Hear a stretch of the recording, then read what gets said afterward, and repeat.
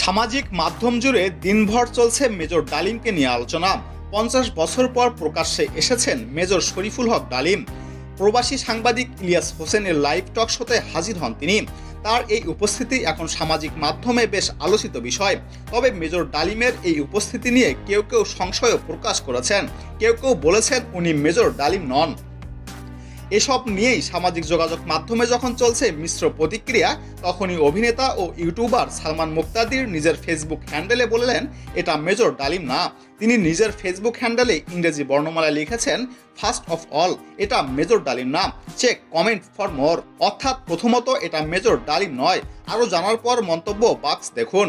Comment বক্সে গিয়ে দেখা গেল সালমান মুক্তাদিরের একটি লিঙ্ক শেয়ার করেছেন।